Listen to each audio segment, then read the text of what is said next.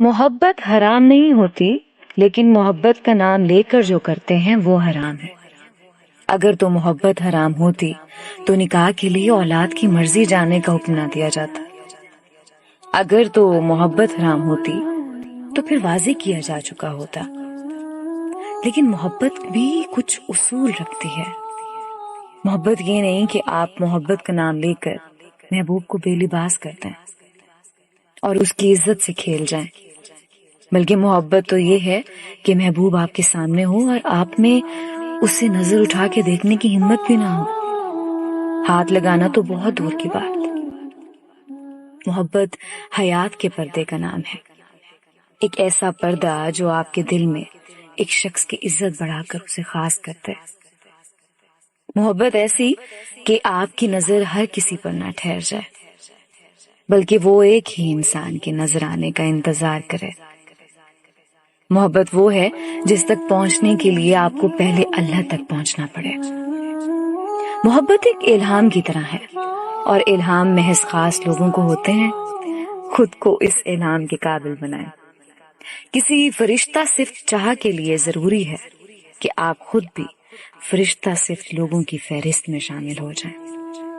خود کو محبت کے قابل بنائیں اور اللہ سے نکاح کو طلب کریں۔ اور وہ رب تو خود کہتا ہے کہ اعمال کا دار و مدار تمہاری نیتوں پر ہے۔ اگر آپ دل سے مخلص ہوں گے تو اللہ آپ کو دنیا اور جنت دونوں کا ساتھ نصیب کریں گے۔ حضرت مولانا سلمان صاحب ندوی دامت برکاتہم تشریف لائے ہیں۔ الحمدللہ رب العالمین صاحب الفضیلة والسماحة امام الحرم المکی الشریف۔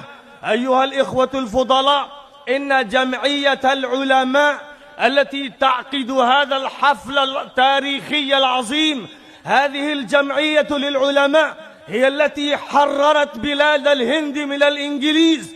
هذه الجمعية التي تنتمي إلى الإمام مجدد الألف الثاني السرهندي، وإلى الإمام ولي الله الدهلوي، وإلى الإمام أحمد ابن عرفان الشهيد، وإلى الإمام محمد قاسم النانوتوي، وإلى الإمام رشيد أحمد الغنگوهي، وإلى الإمام محمود حسن الديوبندي، وإلى الإمام حسين أحمد المدني، والآن يؤم هذه الجمعية هذا الإمام محمد أرشد المدني الذي لقبناه بأمير الهند، هو أمير المسلمين في الهند حضرت مولانا أرشد مدني۔ آپ سے مل کے ہم کچھ بدل سے گئے، شعر پڑھنے لگے گنگنانے لگے۔ آپ سے مل کے ہم کچھ بدل سے گئے، آپ سے مل کے ہم کچھ بدل سے گئے، شعر پڑھنے لگے گنگنانے لگے۔ آپ سے مل کے ہم کچھ بدل سے گئے۔ میں نے ایک خاتون سے پوچھا کہ کیا آپ کو مردوں کے برابر حقوق ملنے چاہیے، تو اس نے ایک حیران کن جواب دیا۔ اس نے کہا کہ مجھے برابر کے حقوق نہیں چاہیے۔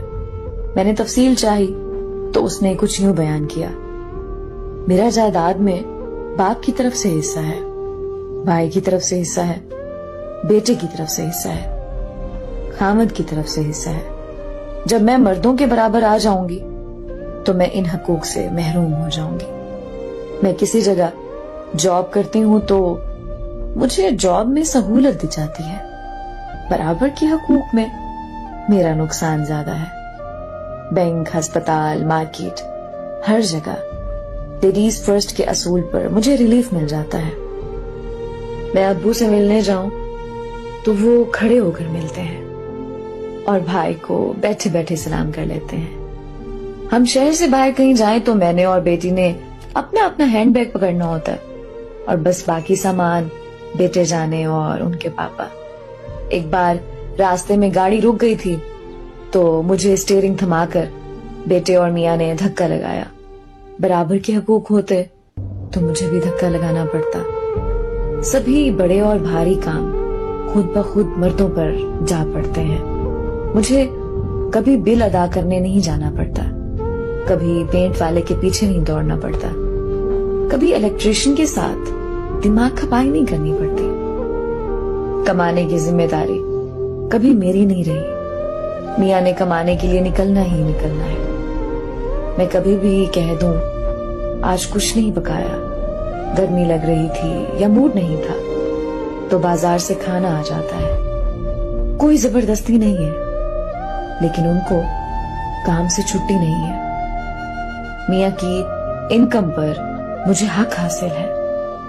میری انکم پر صرف میرا لباس ان سے مہنگا ہوتا ہے، میرے جوتے کپڑوں کی تعداد ان سے زیادہ ہے. ایسے بے شمار فائدے مجھے حاصل ہیں. میں برابر کے حقوق لے کر گھاٹی کا سودا کروں گی؟ اتنی پاگل لگتی ہوں کیا؟